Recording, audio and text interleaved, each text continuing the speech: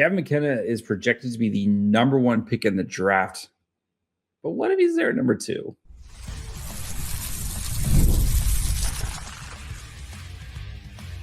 You're Locked On Sharks, your daily podcast on the San Jose Sharks, part of the Locked On Podcast Network, your team every day.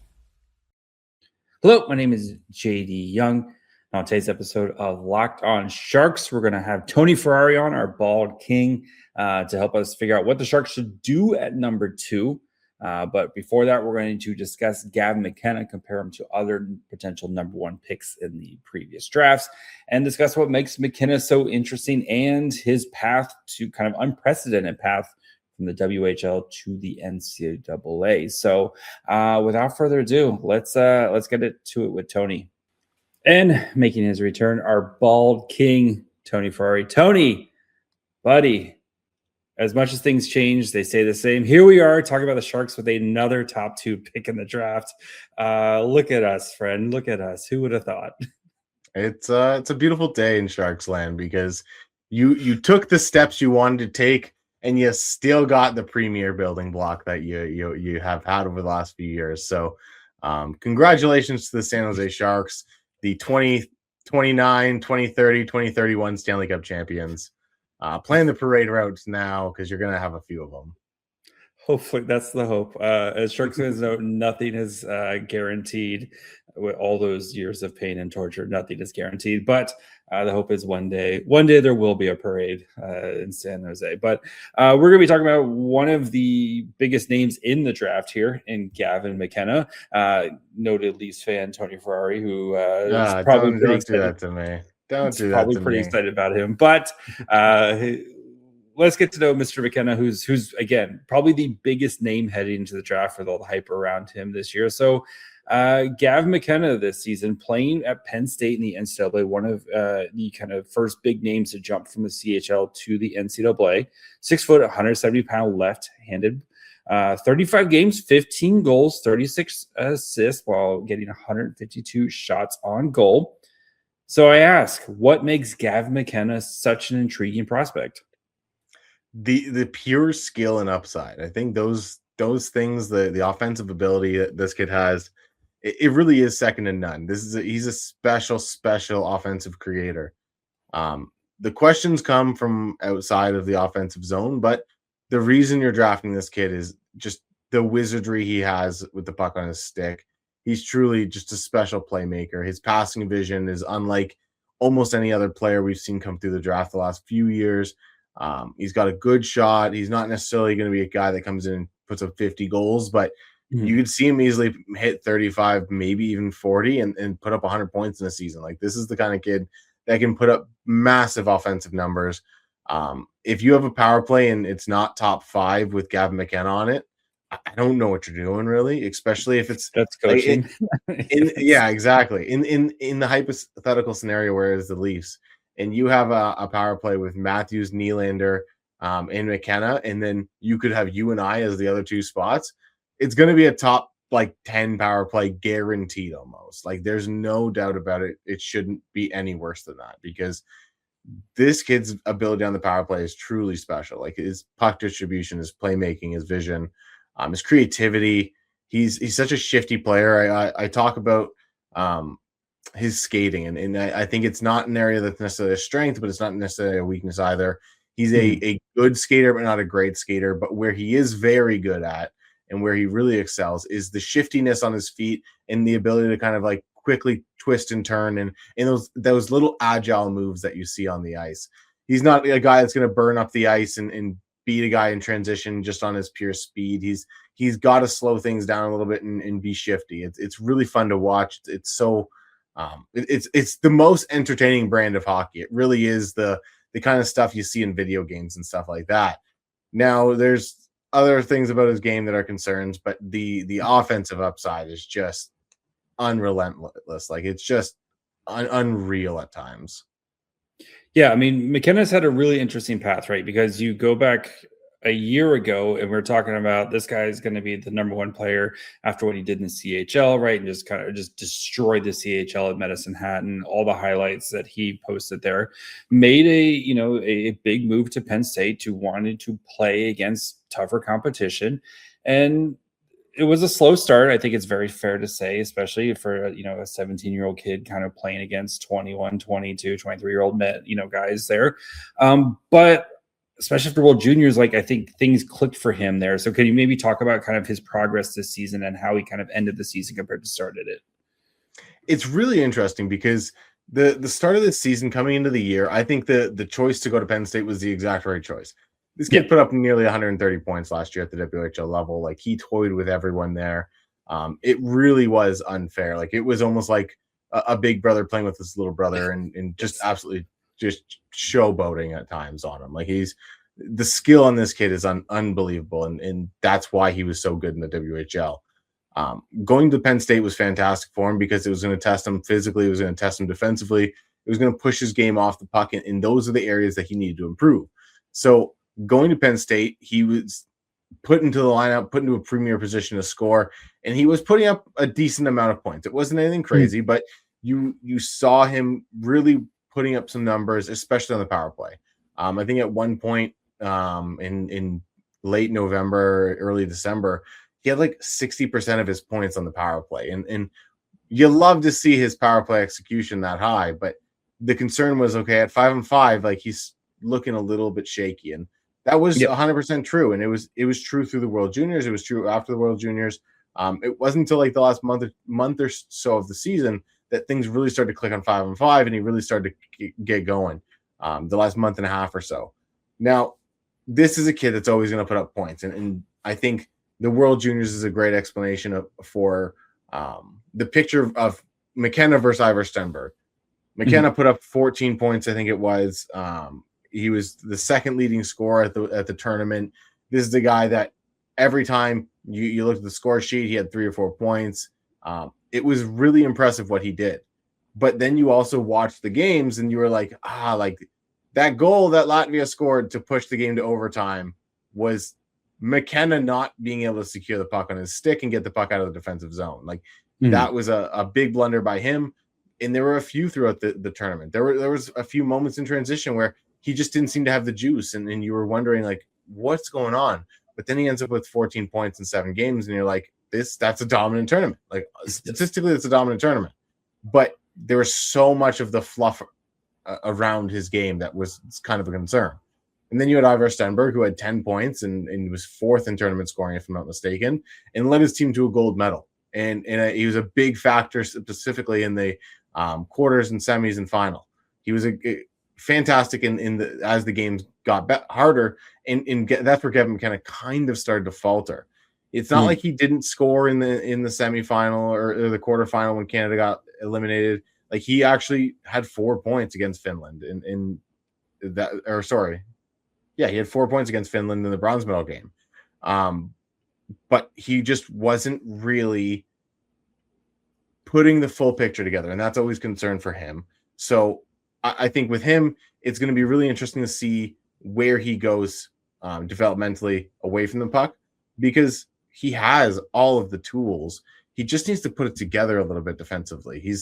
It's almost like he's been the best player for so long, he hasn't had to worry about that. And that's been such a big concern for him. So there's definitely room for growth in his game, but you saw him start to take steps in that way. Late January, in my opinion, is where it really started to kick off. And his 5-on-5 scoring did start to come. He still had flaws. He still had defensive issues. He still lacked any physicality, but the offensive game really started to hit its stride towards the end of the season. So there's been growth this season, but he's still a very imperfect player. But I mean, he's an imperfect player that put up 51 points in 35 games or whatever at the NCAA level. So as a 17-year-old freshman, yeah. So I think you take the imperfections. Yes. All right. Before we continue with Tony, we talk about Gavin McKenna compared to some of the other recent number 1 picks in the draft. Just need to take a quick break. Missed calls, slow follow-ups are silent killers for business. That's how money gets left on the table without people even realizing it. That's why today's episode is brought to you by Quo, spelled Quo, the business communication systems built so you never miss a call. Quo helps businesses keep every conversation organized by letting your entire team manage calls and texts from one shared number. No more drop messages, missed opportunities, or disconnected communication. It's designed for how modern businesses actually operate. Great thing about it, everything lives in one clean thread: calls, texts, voicemails. The whole team can see conversations so nothing falls through the cracks. And AI summarization saves serious time by logging calls and highlighting the next steps automatically. It just makes your business feel more organized and responsive. Money's on the line. Always say hello with Quo. Try Quo for free, plus get 20% off your first 6 months when you go to quo.com/lockedonnhl. That's quo.com/lockedonnhl. All right, do of course want to thank you for making Locked On Sharks your first listen. If you haven't checked out the Everydayer Club, now is a great time to do so. 1, you get ad-free audio episodes of every Locked On Sharks episode. And 2, you get access to our group chat on Discord with me and a lovely group of listeners as well, where we get to discuss a lot of fun stuff, including the new women's hockey team that is in San Jose, as well as we like to make fun of all the weird trades that other fan bases come up for the second overall pick. So if that sounds like something that you're interested in, head over to Locked On Sharks Supercast to learn more, or check out the link in the show notes. So, I mean, for a guy like McKenna, who, of course, like there's going to be, we're kind of predicting him to be the number one pick, but there's a realistic world where the Leafs could potentially go Stenberg, or if they want to go one of the defense. But I assume it's probably going to be between Stenberg and McKenna. So if he does go number one, or how do you kind of rank him compared to some of the other number ones, right? And you think of like a guy like Bedard, who had kind of like McKenna, had all the, flash and, everything around it. You feel a guy like Celebrini, who almost kind of feel like, as great as Celebrini was, it still kind of feels like he was underrated, to be honest, especially after coming after Bedard. You look at, guys like Power, who didn't really have too much hype around him. So how do you kind of like look at McKenna compared to some of these other number one guys? It's really interesting because I think comparing him to Bedard is probably the best way to do it.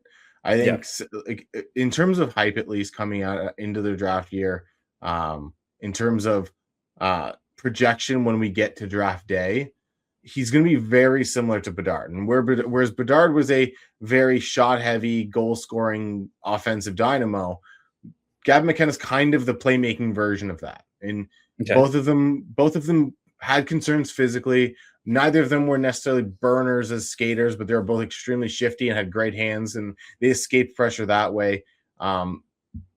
Their defensive games were both lauded, and I think both criticized. And I think Bedard was ahead of McKenna in that regard, and we've seen how much Bedard has struggled at the NHL level in that regard. But at the end of the day, I think we're looking at a player like Bedard, who in now his third season in the NHL, he was on pace for hitting almost 100 points this year. And before his injury, he was on pace for 130 points. He was right there with a guy with Macklin Celebrini. So the kid started to come. He's starting to figure it out at the NHL level. It just took a couple of years. And I won't be completely shocked if Gavin McKenna has that same situation where it takes a little bit to figure it out. We saw it at the NCAA level this season. It took him a little bit to figure it out. But once he did, he really started to figure it out. And I think he's a little bit lucky to go to a team like Toronto, who has some established stars, who has a bit of a foundation already built, and they're not necessarily asking him to be the guy. I think there are certain players in this league, in the NHL, where you can build around them, you can make them your franchise centerpiece, and then there's other players where you think you can, but when you do, it's going to take a few other guys to surround them to be that pillar, and it's not always the way it works. So I think McKenna coming into Toronto, where they already have Austin Matthews, they have William Nylander, who's still maturing and stuff as he gets into his 30s. You have other established players like John Tavares and everything. So he's not asked to come in and be the guy, and that's going to be a massive thing for him.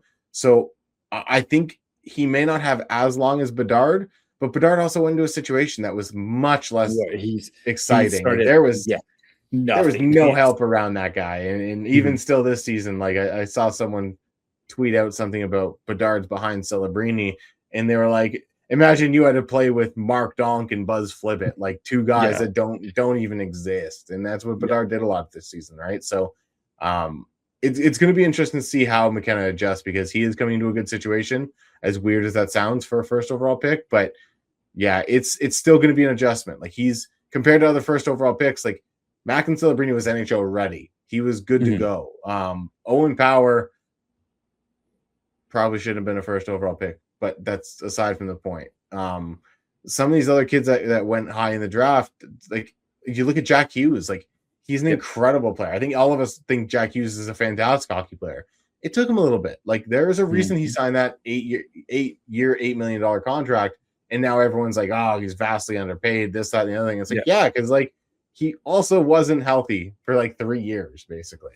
And then he continues then he continues to get injured after that. So there's going to be adjustments, and I don't think this is a Macklin Celebrini. I don't think this is a Connor McDavid or an Austin Matthews.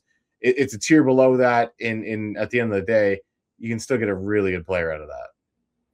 Yeah, and if the Leafs do pass on him and he ends up going to San Jose, it's kind of the same situation where he doesn't have to be the guy, because you have so many other pieces around him, and he can kind of be that, I don't want to say complimentary, but like extremely high-end complimentary guy, where you're playing with a guy like Celebrini, or you're playing with a guy like Michael Misa, who, like, again, I think are going to be play drivers in this league. And again, you don't have the weight of the world or the franchise on your shoulders. So he might be going to a good situation here, unless somebody makes some crazy trade to move up. I kind of felt like, I've said it before, and I think we've talked about, where he feels like he should be the last piece of your rebuild, not the first piece of the rebuild. So and that's the perfect way to put it. He kind of is the last piece to your rebuild, and he's the perfect last piece. Like, I look at that Chicago team that he was winning all those cups in the early 2010s, and Patrick Kane went in there, and he was kind of the last piece to the rebuild. Everyone else was a year or two older than him.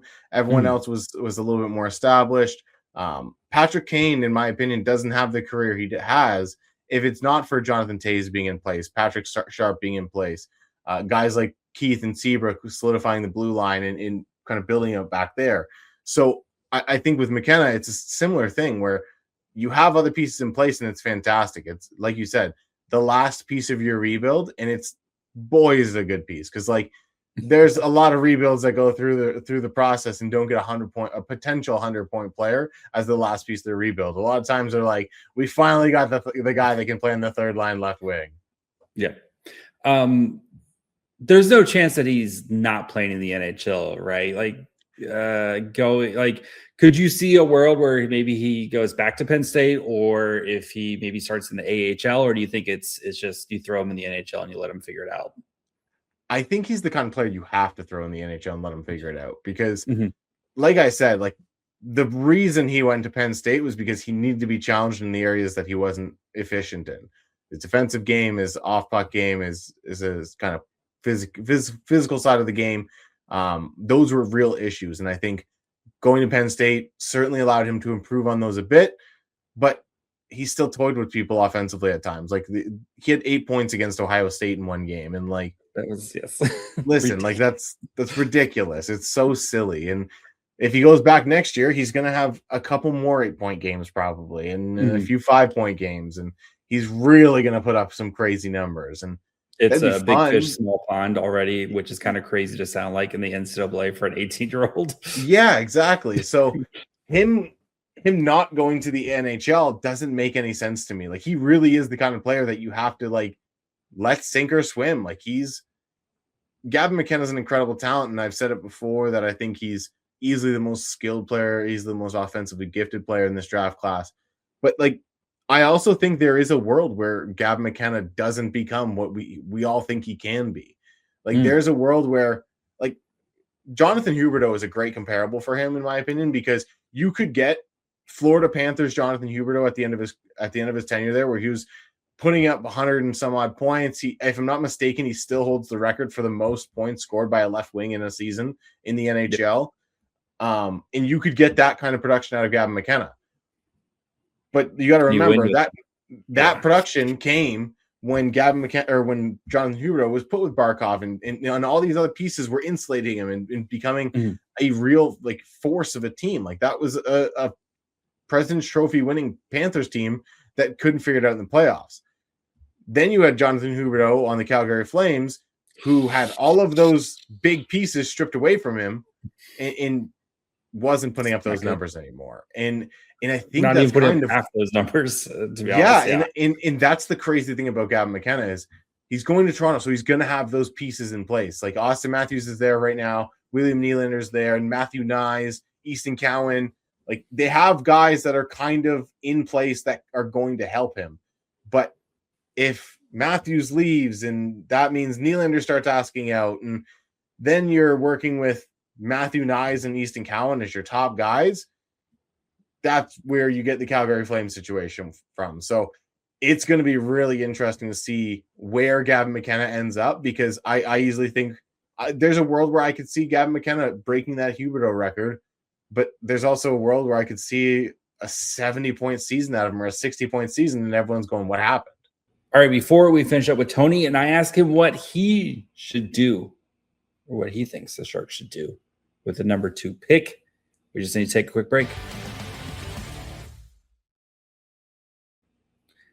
The hunt for the Stanley Cup is on, and now you can trade every game on Kalshi. On Kalshi, you can trade every single playoff game, every series, the conference finals, and the championship. If you think Colorado is going to take down Vegas, you can get in on that. The Avs are trading at 69% likelihood to beat Vegas. So if you put down $100 on the Avs there, it'll bring you back a very nice $139 in return. So take your sports knowledge to that next level. On Kalshi, you're trading against peers in a live market, meaning there's no house. As the probability changes, you can buy in and out of your position at any time.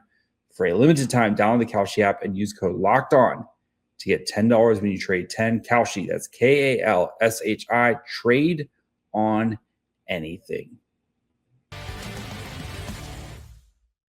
All right, let's switch gears here and talk about kind of shift more towards team building, because of course, right, the Sharks have the second pick of the draft, right? And there's already a ton of, well, you just pick best player available, which is very fair argument, which we all kind of, Ivar Stenberg, is Ivar Ivar? I've heard both, but anyway, Stenberg feels like, the consensus number 2 player for most people. I know some people have different rankings and stuff, but you also have a Sharks team which has invested so heavily with forwards here, right? Will Smith, top 4 pick. Michael Celebrity, number 1 pick. Michael Misa, 2nd overall pick. That's just the past 3 years. That doesn't include William Eklund, who was the 7th overall pick in 2021. And you've also drafted guys like, Quentin Musty. You have Igor Chernyshov. Like they've put a lot of resources into their forward group, right? And you're starting to see the fruits of that come to fruition here. So I ask you, Big Money Mike calls Tony and says, Tony, what should I do, buddy? Should I go with the quote-unquote best player available in Ivar Stenberg, who's a wing, pretty easy to find wings, or do I take the defenseman that our team so desperately need, that one-tier defenseman this team so desperately needs?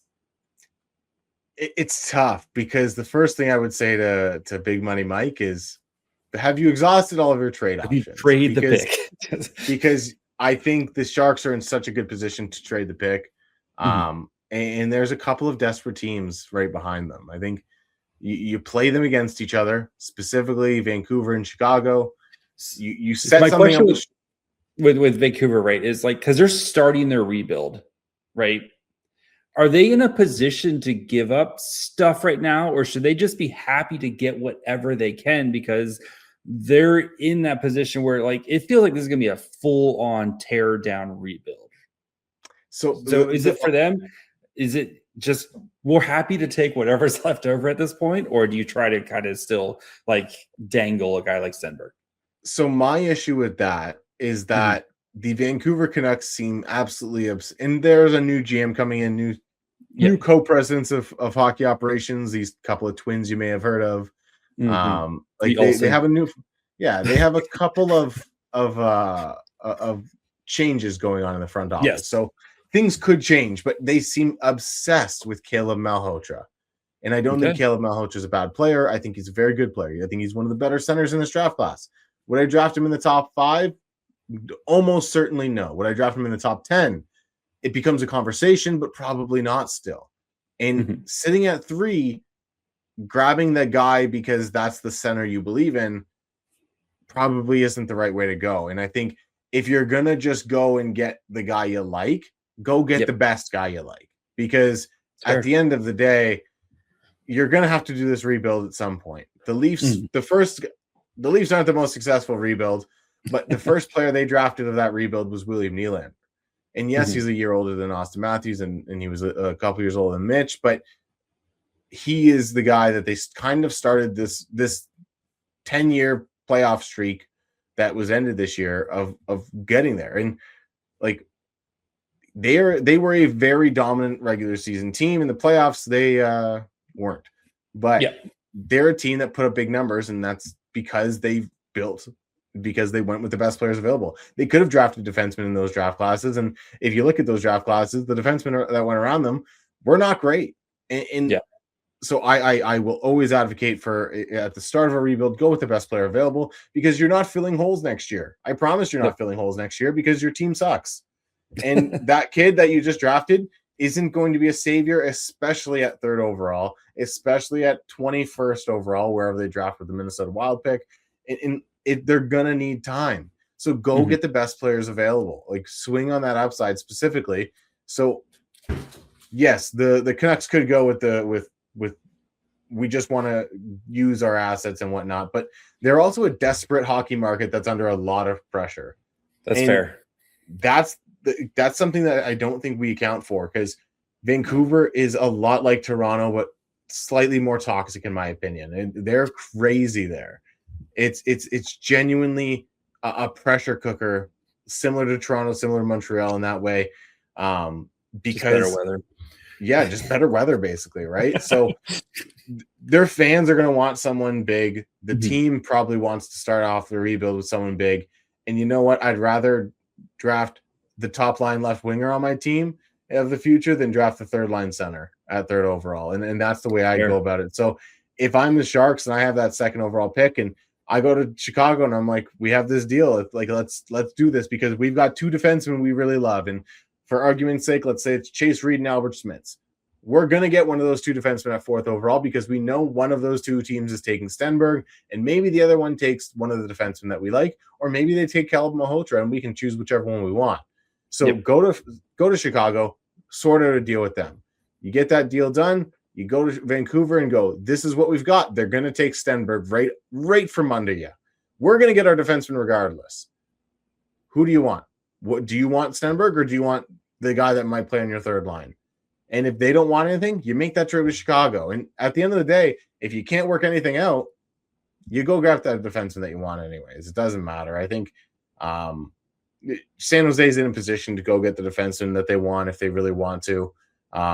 They could also just draft Stenberg and use one of the players that are on the NHL roster to dangle for a defenseman or dangle for another pick.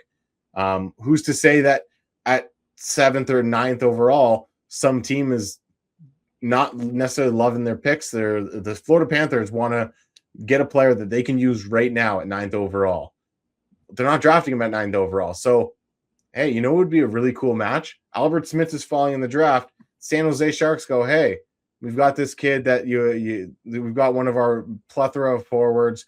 We'll trade you that straight up for the 9th overall pick after drafting Ivar Stenberg.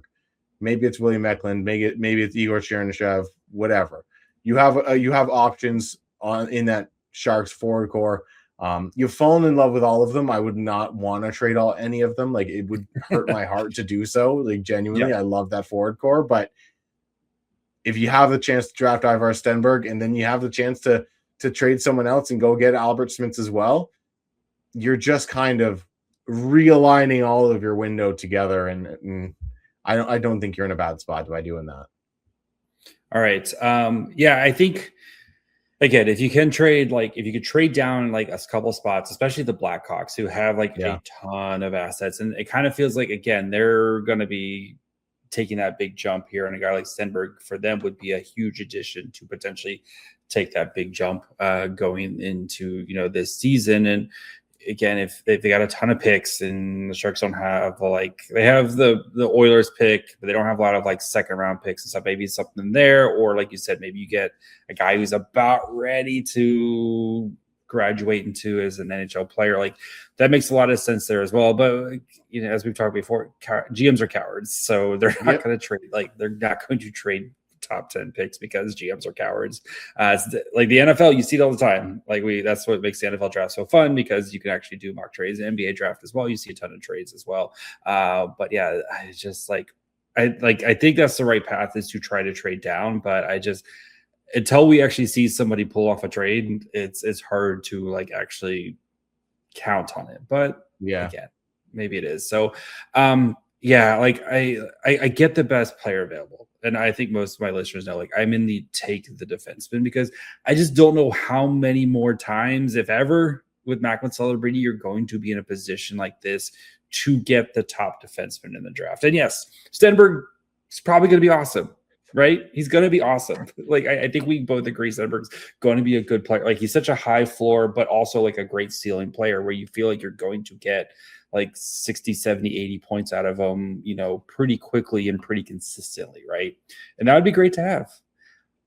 But as you said, right, look at the Leafs, right? Scored a bunch in the regular season. You got to the playoffs. They couldn't figure it out.